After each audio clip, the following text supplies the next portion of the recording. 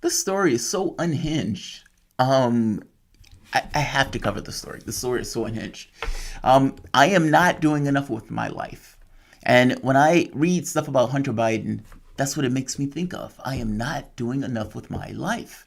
I was talking to somebody and they mentioned that. They said it just like that. I'm not doing enough with my life. And I was like, you're right. Hunter Biden is recording himself, sending text messages and everything else. Now keep in mind, there was a laptop that Hunter Biden owned, and for whatever particular reason, Hunter Biden left this at a repair shop. The repair shop basically sent it to the FBI and sent it, I believe it was to the New York Post or some kind of news agency. And the Post has been basically printing out stories based on what was in it. They tried to act as if this wasn't true. NPR was like, oh, that's not true, so we don't print it. They did that up until the election. Then after the election, NPR says, oh, our bad. That is a true story. Those are correct. Those are right. Now, the problem here is that there are things in that laptop that implicate Joe Biden in crimes, just like there are things in this laptop that implicate Hunter Biden in crimes. For example, getting a gun and saying on the gun license that you don't smoke crack. Well, he does smoke crack. He does have a drug problem. He did have a drug problem. And meaning you just lied on your gun license and you recorded the fact that you lied on your gun license. The pictures, the attempts at porn, the balancing M&Ms on his erect penis. I was impressed by that. Not doing enough with my life. Hunter Biden buys a Russian hooker, Honest Yanna. I'm adding the honest, and I'll explain what I mean when I say honest. And in hanging out with Honest Yanna for several days, well, Honest Yanna want to get paid after the night of debauchery. Apparently, they meet, green eyes, Russian, honest.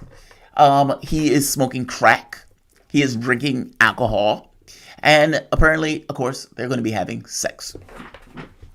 After a night of, or a couple of nights of debauchery, Honest Yanna wants to go home, and she wants to get paid for service. She rattled a bit. Not rattle's the wrong word. But, after a night of booze, crack, sex, you're not altogether there, right? You're foggy. And he's trying to pay her. And his credit cards aren't working. He runs one, he runs another. The credit cards aren't working. 8,000 here, 8,000 there, 8,000 there. Fraud alert. Finds a card. Runs it. Honest Yanna is paid. He's unconscious. Crack, sex, alcohol would do that. And look, this is not a moral condemnation at all. I don't think any of this shit matters. I don't think it matters one iota. Your life is your life. It matters only if you think it matters. If you don't think it matters, it doesn't matter. Right? It's your life. People can take judgments on it and everything else. I don't make a moral judgment on it. There's no God. There's no point. Society can look at it one way or the other. I don't have any feelings about it one way or the other. My issue here more so is Joe Biden, believe it or not, even though we're talking about Hunter Biden. Joe Biden knew he had a son that was a crackhead. And despite having a son that was a crackhead, put through legislation that put other people who use crack in prison for longer than people who use cocaine. Because, of course, there's some kind of better quality of people who use cocaine than who use crack.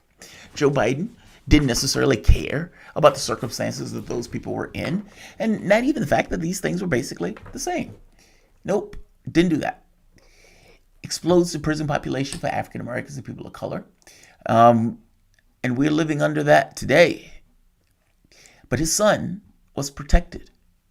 Despite the fact that his son wasn't even using cocaine, he was using crack. Yeah, I have feelings about that. There's a lot of people who are in prison today with ruined lives because of that, who've been in prison for God knows how long because of that. Mandatory minimums, all that stuff. Joe Biden set the tenor for that level of legislation and hostility towards other Americans. And I'm not necessarily saying they were the best of people. I am saying that the environmental circumstances that they didn't give a shit about created those people that behaved in those ways.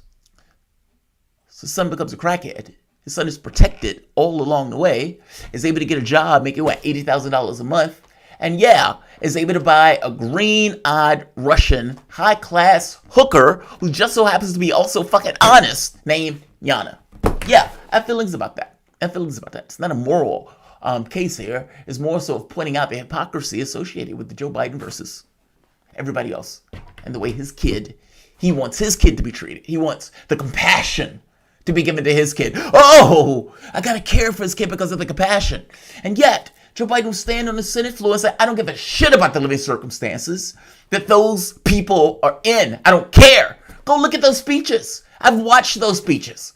Go look at those speeches. I don't give a shit about the living situation that those people are in. If they do X, they need to go to prison. All right, fair enough. What about your crackhead? His brother died. I don't give a shit about the living circumstances. Ain't that what you said, Joe Biden? What about him having sex with the widow? I don't give a shit about the circumstances, Joe Biden. That's what you said.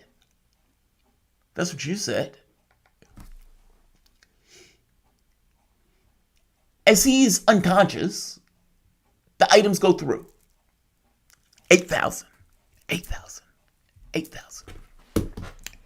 And of course, when he finally wakes up, he has text messages from Honest Yanna. Honest Yanna says, I'm happy to see that much of my account. No worries, you can have the rest back. Karma is a bitch. But he's pissed off. Send it back, please. Send it back. Now, most of the money goes back. But there's like $5,000 that doesn't go back. There's a problem with the account. He gets pissed off, and they're like, look, there's a problem. He's like, bullshit. I'm so sick of this. I'm Hunter Biden. What's wild about this is that he gets a call, text message, from a former Secret Service agent.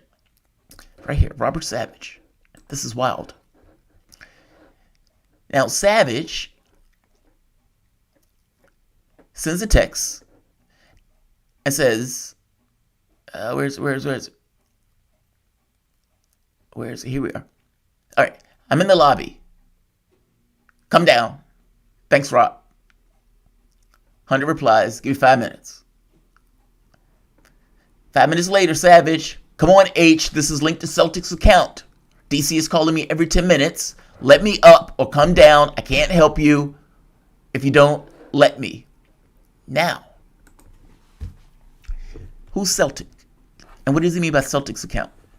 And why is a former Secret Service agent, supposedly former, who the hell knows, why is he there bugging Hunter Biden during his crack alcohol binge?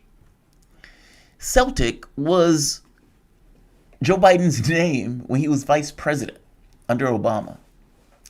So if they're saying it's linked to Celtic's account, well, it's reasonable to look at that and say, well, if he's trying to pay for a hooker and he pays through these different cards and it's not working, he finds a card that works, is linked to Celtic's account, well, and Celtic used to be Joe Biden, then it's easy to kind of come to the conclusion that Celtic's account was indeed Joe Biden's account.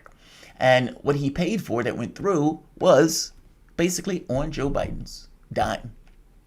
Joe Biden, most likely, paid for Hunter's prostitute, Russian hooker, Honest Yanna, which is why Savage was there bugging the shit out of Hunter Biden saying, dude, you just bought a green-eyed Russian hooker, Honest Yanna, on Joe Biden's account.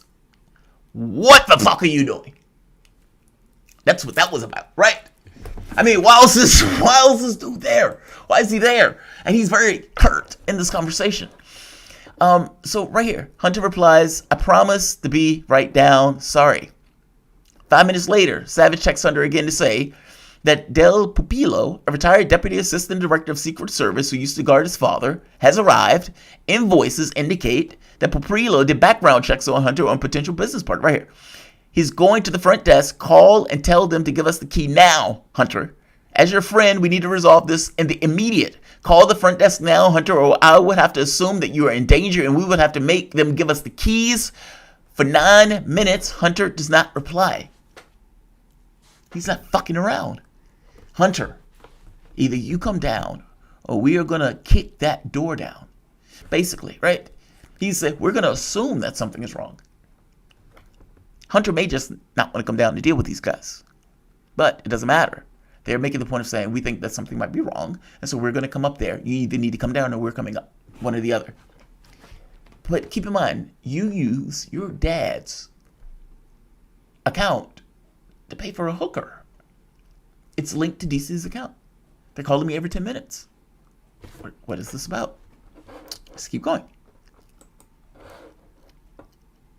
We're at the door. Open it. 30 seconds later.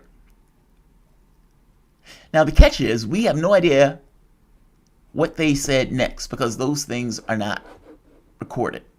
The only reason we know about this is because of the text messages that are going back and forth. I mean, for that matter, the pictures that Hunter Biden had been taking or the photos, the videos, that type of stuff. That's the only reason we even know about that. It's the laptop that is revealing all of this stuff. And the problem that I think Biden has, and that is pretty wild when you think about it. There's a laptop that belongs to Hunter Biden. In that laptop, there are pictures, images, and everything to make the point that it is Hunter Biden's laptop. There is text messages going from Hunter Biden to Secret Service and everything else. Again, attesting it is Hunter Biden's laptop. There is evidence of him using crack. There is evidence of him breaking the law. And on top of that, there is evidence of Joe Biden getting a cut of deals that Hunter Biden was making in China or around the world. The media is radically uncurious, despite the fact that all of these things attest to the fact that it was his laptop. These things are legitimate and real. They're protecting their guy. But this is not just one media thing. This is media, mainstream, in general, protecting their guy. When you think about it that way, it's very heady and very weird. In any other context, this would be a big story. If this was Donald Trump, it would be a massive story. They would have ripped through that laptop to get any and everything out of that laptop. But they're uncurious. It's the exact same reason during the election they basically said, we're not going to cover the story. Now, say, for example, that 3% of the public that would have voted for Joe Biden that would have voted for that voted for Joe Biden would have voted for Trump or not voted at all when that information came out. Now, whether you believe that the information that came out during the election about Hunter Biden and all that stuff was enough or should have been enough to sway the election is irrelevant to the point that your point of view shouldn't matter. If the information was right, in that very specific case, the information that came out. And this is not somebody, I didn't vote for Trump or Biden. I'm just saying this is kind of like the Clinton leaks. Should it have come out? If gave people a perspective of Clinton that was true? Yes. Same thing. I'm pointing to that it seems like there's a clear and overt media blackout on this for the specific protection of Joe Biden. And that level of ripping reality in and of itself or curtailing reality or look other way, look away. That's disturbing. On some level, it gets to the reason why people don't trust media in the United States. It's that. They're not presenting you with reality. I mean, all media on some level gives you their view. It's like, this is our point of view of the world. And that point of view can cut against other people's point of view and still be accurate and still be right. Meaning people can have points of view that differentiate themselves from yours, but those points of view are still right. They just have their own biases associated with the way they're engaging the world or things that they like, dislike, et cetera, but the way they're talking about it is still accurate. This is different. This is not that. This is, we're just not going to show. We're just not going to tell. And we're going to overtly hide. And that is very weird, very heady. And that is our media space. That story and what is taking place with that laptop gives you this kind of, it's almost like a litmus test. It's this notion of this should be huge, and yet it's not. And by every other metric, for any other particular president, it would be.